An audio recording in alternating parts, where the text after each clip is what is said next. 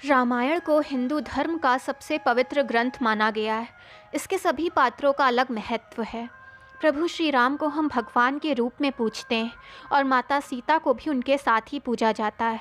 माता सीता प्रभु श्री राम की अर्धांगिनी हैं और महाराज जनक की पुत्री भी। उन्हें लक्ष्मी जी का अवतार माना जाता है और ऐसा कहा जाता है कि जब विष्णु जी के अवतार के रूप में भगवान श्री राम ने धरती पर अवतार लिया, तब देवी लक्ष्मी ने माता सीता के रूप में अवतार लिया। उनकी महिमा ऐसी है कि आज भी प्रभु श्री राम से पहले माता सीता का नाम लिया जाता है। यदि हम माता सीता के जन्म की बात करें तो आज भी उनके जन्म को लेकर कई कथाएं प्रचलित हैं।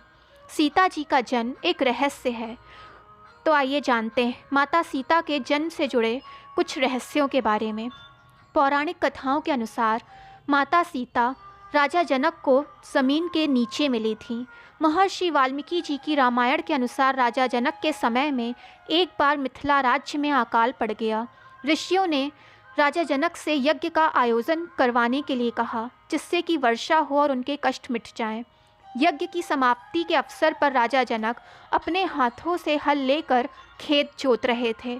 तभी उनके हल का नुकीला भाग, जिसे सीत कहा जाता है, किसी कठोर सी चीज़ से टकराया और हल वहीं अटक गया। जब उस स्थान की खुदाई हुई तब एक कलश मिला जिसमें एक सुंदर सी कन्या थी। राजा जनक ने उस कन्या को कलश से बाहर निकाला और उसे अपनी पुत्री के रूप में स्वीकार किया। जनक की पत्नी उस समय निसंतान थी, इसीलिए पुत्री को पाकर वो बहुत खुश हो गई। चूँकि हल के उस हिस्से से टकराकर माता सीता मिली थी, जिसे सीत कहा जाता है, इसीलिए उनका नाम सीता रखा गया। वही जनक पुत्री के रूप में उन्हें जानकी भी कहा जाता है।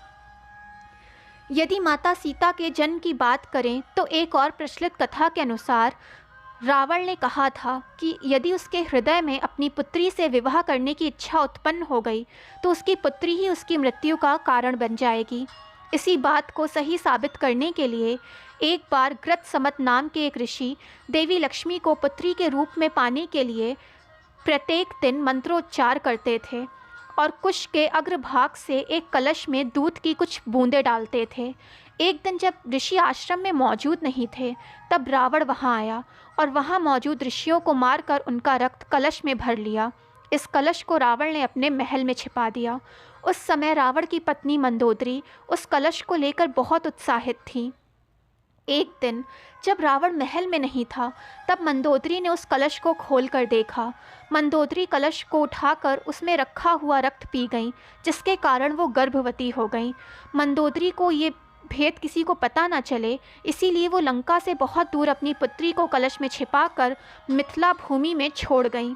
इस प्रकार देवी सीता का जन्म हुआ और वो रावण की पुत्री होने के साथ ही उनकी मृत्यु का कारण भी बनी। दोस्तों, वीडियो पसंद आए तो चैनल को लाइक, सब्सक्राइब एंड शेयर करें ताकि चैनल की नोटिफिकेशंस आपको मिलती रहें।